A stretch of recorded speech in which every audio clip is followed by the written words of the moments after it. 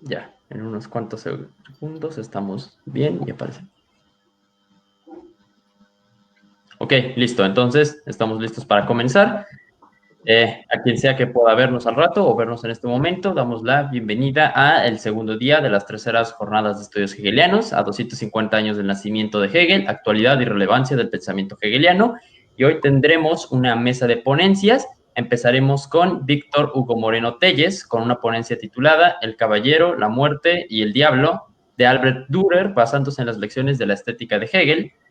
Víctor es actualmente estudiante de la licenciatura de la Benemérita Universidad de Puebla y será el primero de los invitados en tener la palabra, y contará más tarde con una réplica de parte del doctor Fernando Huesca Ramón, quien es profesor de nuestra universidad. Entonces, si no hay ningún inconveniente, Víctor, ¿te parece que pasemos adelante con tu presentación?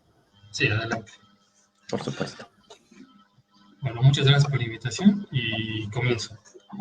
En la siguiente ponencia se abordará el grabado El caballero, la muerte y el diablo, de Albert Dürer, mostrándose como elemento autoconsciente de su tiempo. De igual interés es el mostrar la tradición gráfica como una actividad artística que manifiesta las potencias de la sociedad hacia la libertad humana.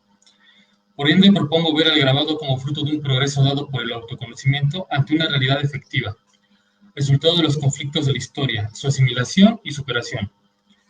Siguiendo a Hegel sobre qué características conforman un artista, podría verse como un ser que actúa negando con su obra la realidad que percibe, determinándose tanto él mismo como sus productos en algo espiritual.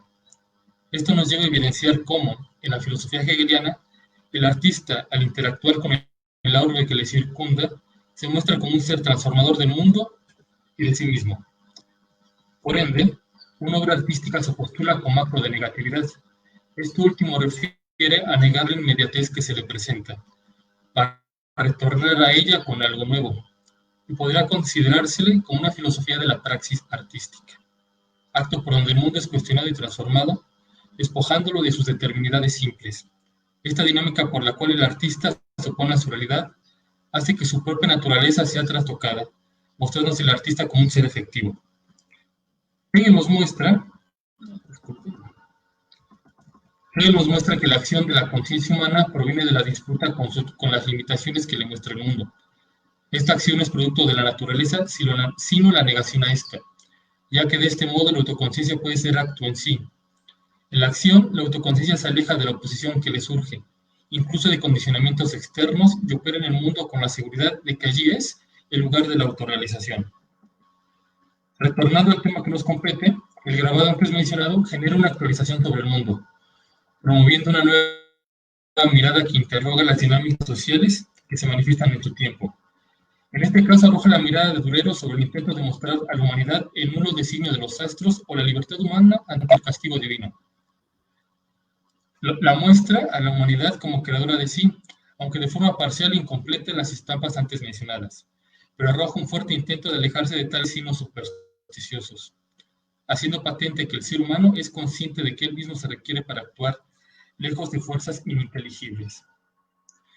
A manera de contexto, el arte gráfico había servido en ese tiempo como medio de agitación al servicio de la manipulación de los más ignorantes. La prensa se sirvió del temor de los signos de los prodigios naturales que invadió Europa.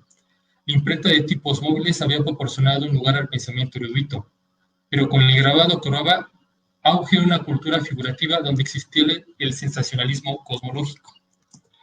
No sé si podría colocar la primera imagen. Las Prognosticatio de Johann Carreón es una gilografía de 1521. En este grabado se puede ver cómo a partir de un cometa o de cualquier diluvio, los poderes hegemónicos trataban de manipular a los campesinos, a los menos iletrados, ¿no? Eso es lo que Durero estaría en contra. Y también a su forma Lutero.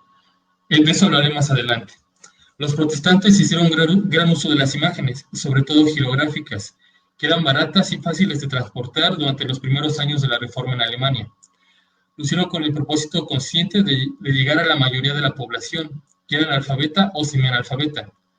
Se realizaron imágenes en beneficio de los niños y la gente sencilla, esto en palabras de Durero, quienes se les hacía necesario memorizar la historia sagrada con más facilidad por medio de figuras, imágenes que a través de las meras palabras o doctrinas.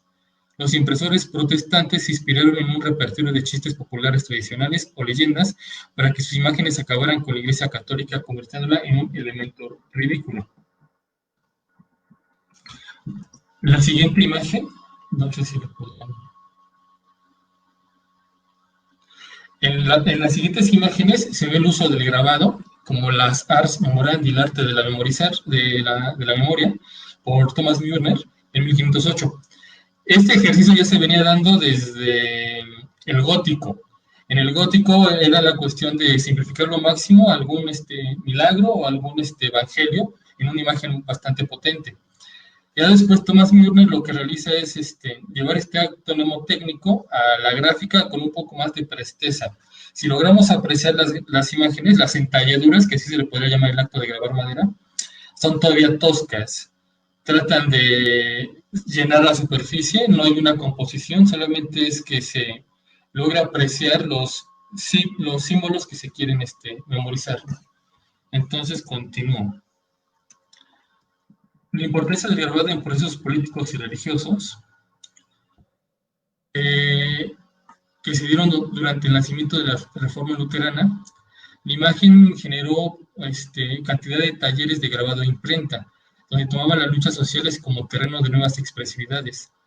De igual manera, los temores productos de profecía alimentaron fricciones tales como la rebelión de los campesinos de 1524. Durero y Lutero se nos presentan como dos fases de la lucha del hombre contra el fatalismo cosmológico pagano. Esto siguiendo un poco a Warburg, historiador del arte. En Durero se ilustra cómo el conflicto cósmico se da como un proceso que yace en el interior mismo del hombre. No es designio divino ni demoníaco, solo conocimiento humano que se autoproduce, aunque las estampas mencionadas de forma aún incompleta. Durero se coloca como una ruptura dentro del arte gráfico, y esto es desde la superación de la girografía o grabado en madera que reinaba desde el gótico, principalmente en el uso de las Ars Memorandi, donde el grabado en madera solamente tenía participación pedagogizante o incluso como alimentos caseros, amuletos caseros. Si bien sus girografías son igual de apreciadas, se observa un sello de temática gótica.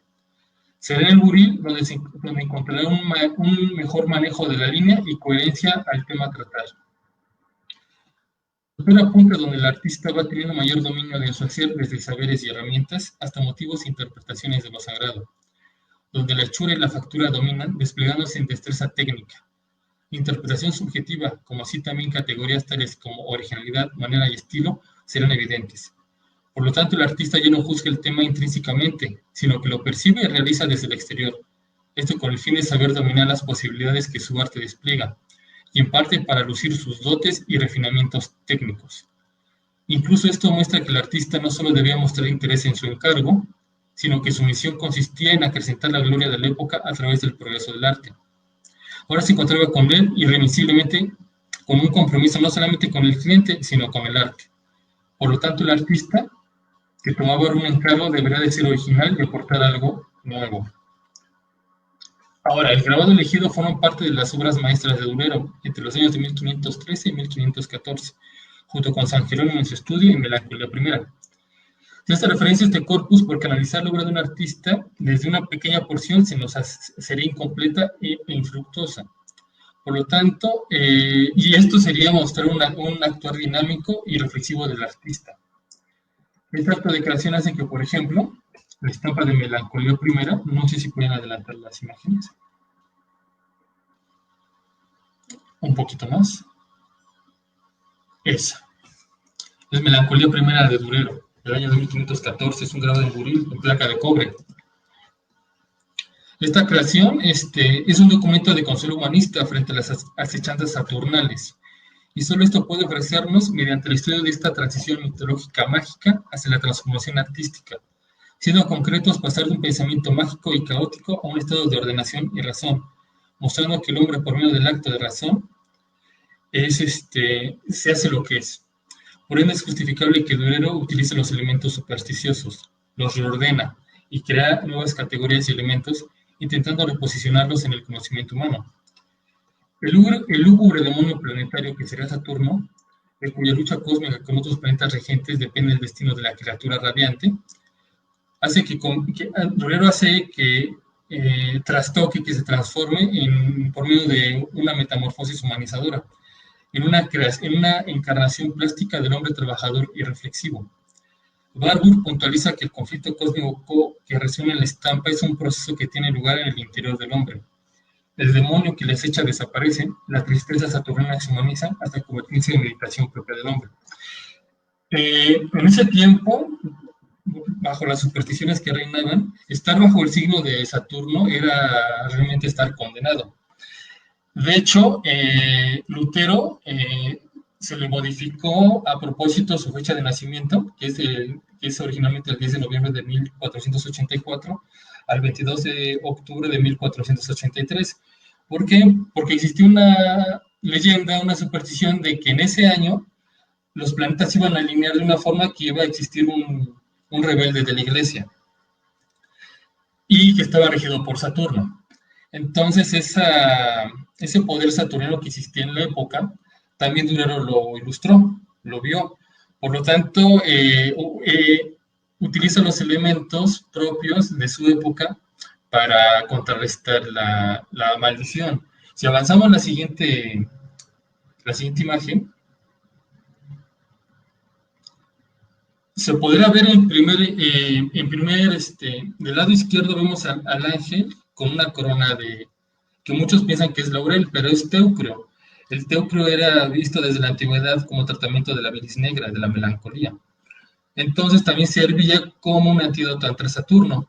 Y del lado superior derecho vemos el cuadro de Júpiter, en el cual también servía como amuleto protector. Lo interesante de la estampa es la parte de abajo, los órdenes matemáticos, los órdenes del hacer, que es lo que involucra a Durero en la estampa. Y lo interesante es que se puede ver un meteoro helado en el fondo, en el paisaje, haciendo alusión a que el hombre en ese momento estaba todavía en las hechanzas de ese tipo de supersticiones. Pero, como ya mencioné, Durero trastoca esta superstición y hace ver que el hombre, por medio de su proceso de autoconocimiento, puede liberarse de estas ataduras. Ya continuando y llegando a la parte medular de la ponencia, que es el análisis del Caballero de la Muerte y el Diablo, tomaremos al inicio la premisa que más ha repercutido para esta imagen, que es la ilustración de un caballero eclesiástico. Es Germán Grimm, en el siglo XIX, que lo relaciona con el Enquiridión Militis Christiani de Erasmo de Rotterdam. Pero será Panofsky quien logre consagrar tal tesis. Por lo tanto, tomándolo desde una primera perspectiva, podremos ver que este grabado es una ilustración de un tratado exegético de los dogmas cristianos. Nos apartaremos de esta tesis, ya que lo que relaciona estas dos estampas, o las estampas antes mencionadas, son las diversas fuentes que van desde el Hieroglífica de Europolo, textos luteranos y humanísticos católicos, así también como textos de índole astrológica. Por lo tanto, será limitado nuestro estudio al quedarnos con lo meramente cristiano. Lo que evidencia es cómo el grabado nos otorga un estudio de las luchas humanas por autoconocerse. No sé si puedo adelantar la otra. Ahí nos vamos a quedar. Ahora, el análisis lo voy a comenzar con el paisaje. En ejercicio de imaginación, quitemos todas las figuras y quedémonos solo con las rocas y los pliegues, las raíces y troncos. Se nos muestra en la parte superior un sendero para caminarlo. Es sabido que Durero fue uno de los mejores paisajistas del mundo, pero no optó por institucionalizar tal categoría artística. De hecho, era común en esa geografía que los artistas realizaran paisajes. Era algo común, lo que no se dio tanto en Florencia. Pero no optó por institucionalizar tal categoría artística. Sus acuarelas y bocetos de diversos paisajes llevan a pensar que el grabador veía en ese terreno toda una gestión de luchas humanas y no vanas composiciones ornamentales. Si regresamos a la estampa con los elementos todos, vemos que lo que divide al caballero de la ciudad elevada no son la muerte ni el demonio, es el paisaje mismo, el paisaje como escenario del humano. Durero nos muestra una naturaleza que está conflictuada por el humano, transformándola y colocándola solo como terreno de las disputas humanas. Este paisaje divide las luchas del hombre, de lo que puede ser comprensible y dado en su mundo, pero Durero al mostrar esta partición y evidenciar por medio de la composición lo meramente mundano, hace que la muerte del demonio, que si bien están amenazándola, se encuentren en una frontera de comprensión y problematización, no les son ajenos. Por lo tanto, en el paisaje se nos ofrece el mundo para ser interrogado, lejos de pretensiones inalcanzables. Es el único escenario que le es coherente al hombre, el artista así lo crea. Entrando al análisis ya de las figuras que rodean al personaje, y en este caso empezaré con la muerte, se presenta en modo de, como lo analiza Philippe Arié en las gestas caballerescas, una muerte domesticada. Hace referencia que esta muerte es la que advertía, y esta muerte la podemos ver en el grabado. Esta presentación es ya necesaria, ya que la muerte va mostrando su relación más estrecha con cada hombre, con cada moribundo. Tanto que en el grabado de nuestro estudio se muestra ante el caballero en plena vida y acción. La muerte que acecha al caballero no es una muerte seca, sino es una muerte transi, que es la apariencia cadavérica y en estado putrefacto, la cual fue obtenida de los ars moriendi, y además de las ilustraciones del oficio de difuntos del siglo XV. No sé si puede adelantar las imágenes. Aquí podemos ver el ars moriendi. También de ahí se basa Durero, ¿no? El ars moriendi, la forma de morir. Eran cuestiones que estos grabados son gilografías del gótico. Y cómo Durero va tomando ese tipo de representaciones y las va, desde el punto de vista técnico, las supera, pero además empieza a quitar elementos que se ven en estas gilografías. En las gilografías que vemos del lado superior, gente que será santos, vírgenes, incluso Dios, ¿no? Y del otro lado se ven los demonios, ¿no? Estamos hablando de una lucha. De hecho, el hecho del moribundo se vuelve una lucha cósmica en ese momento entre las fuerzas divinas y las fuerzas demoníacas. Lo que hace Durero es ya eliminar esa parte de ese juicio que va a haber. No la vamos a encontrar. Entonces, es interesante cómo Durero va tomando los grabados y su tradición gráfica y le empieza a alterar. Continuando. El horror a la muerte física y a la descomposición es un tema familiar de los siglos XV y XVI. Esta manifestación de la muerte y su consecuente horror no es solo en el plano post-mortem. Durero la mostrará intravitam. Los grabadores y poetas toman conciencia de la presencia universal y cotidiana de la corrupción. Esto surge la concepción de que la descomposición es el símbolo. Lo macabro es la irremediable concepción de la finitud humana de los trabajos. La muerte se convirtió en el sitio donde el hombre tomó conciencia de sí mismo. Esta perspectiva fundamenta nuestro análisis, de que la muerte y el mal se encuentran al alcance de la comprensión humana. La muerte como cadáver putrefacto se presenta como la acción más humana, el error. Vale mostrar que el error participa en la producción de la verdad, ya que lo equívoco no está excluido de lo verdadero, se posiciona como un paso obligado.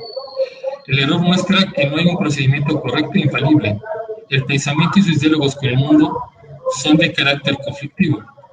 Y Durero muestra, de igual forma, las empresas humanas quedan supeditadas a este desarrollo. O también la constante zozobra de fracaso.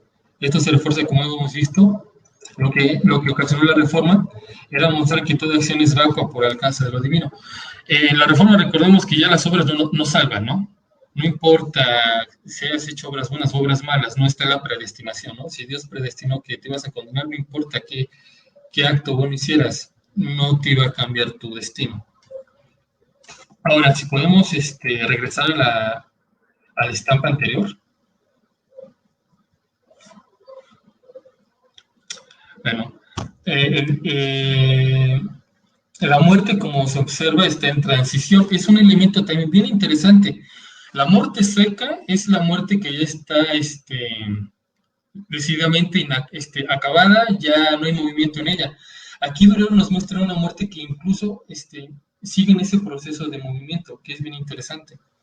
Los elementos que se observan en la estampa son movimiento, no hay nada que esté concluido, ni siquiera la muerte, exceptuando el demonio que ahorita diré sobre él.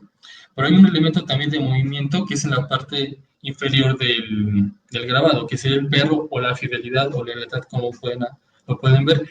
Pero debajo se encuentra una salamandra, que es un símbolo de fuego. De hecho, una de las interpretaciones de esta estampa es que el caballero era Savonarola, que murió en la hoguera, ¿no? Es bastante arriesgada esa interpretación. Entonces, continúo. Vemos que la figura del demonio, ya tomando el tema de la figura del demonio, antes que dar temor, da una impresión cómica. La composición muestra que el caballero avanza de derecha a izquierda del cuadro, dando a entender que el demonio queda detrás de él, lleno de amenaza. No así la muerte, que le cierra el paso mostrándole el reloj de arena. ¿Qué lectura daríamos si intercambiamos lugares entre el demonio y la parca? Si hacemos este ejercicio de imaginación de cambiar los personajes, veremos un caballero inmortal e intrépido, dejando la muerte atrás, no preocupándole la muerte física, sino la espiritual. Pero este ejercicio de descomponer la estampa nos auxilia para mostrar que el caballero no le teme a la representación del diablo, ya que si las obras que realizamos no nos salvan, tampoco nos condenan.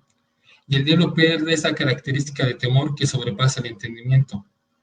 El mal se inserta en el ámbito del humano. Se puede decir que ya no se ve el mal como sustancia, el mal per se que representa la figura diabólica, sino un mal capaz de ser asimilado por lo humano. La figura del demonio desde el gótico fue sumamente utilizada, ¿no? Para asustar, para sentenciar.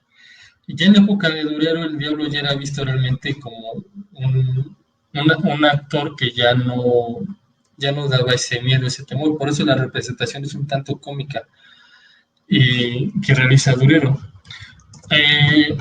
Hay, por ejemplo, otra estampa de Durero que no la pude agregar ahorita, porque no entraba tanto en el estudio, es Los Cuatro Jinetes del Apocalipsis. Ahí también hay una representación del infierno que es un poco más temerosa, más ligada a la tradición gótica. Con las fauces abiertas está el infierno consumiendo las almas, ¿no? Y aquí ya no encontramos este demonio que sea amenazador. A modo de conclusión, podemos ver en Durero una lucha contra las convulsiones astrales y su influjo sobre el hombre. Observamos una lucha por la emancipación intelectual y religiosa del hombre moderno, aunque no completa. Caso similar en Lutero, que necesitaba validar su carta astral con respecto a su fecha de nacimiento original. Como también el grado de melancolía, se revela que no se ha completado la liberación del miedo ancestral a los demonios saturnales, ya que se encuentran elementos que la tradición antigua demandaba para contrarrestar la bilis negra, como ya lo habíamos mencionado antes. Referirnos a un anacronismo de la lectura de Hegel hacia la obra gráfica es olvidar que este está presente y su racionalidad reinante tiene un inicio, que no ha sido siempre y sino un devenir donde se han suprimido otras formas de racionalidad. Por lo siguiente, se abren cuestionamientos sobre la formación de este presente, esta forma de ver, mostrando que la realidad efectiva que logra mostrar una obra de arte es un resultado que existe por la constante intervención del humano. Por lo tanto, las obras artísticas muestran el aprendizaje de pueblos y naciones, obstáculos y contradicciones con credos e ideales. Esto nos recuerda que para Hegel la humanidad es quien produce su propia necesidad sin dependencia alguna, eliminando que esta realidad que se vive haya sido impuesta por una fuerza externa, ya que si fuera así se escaparía de su acción y su libertad.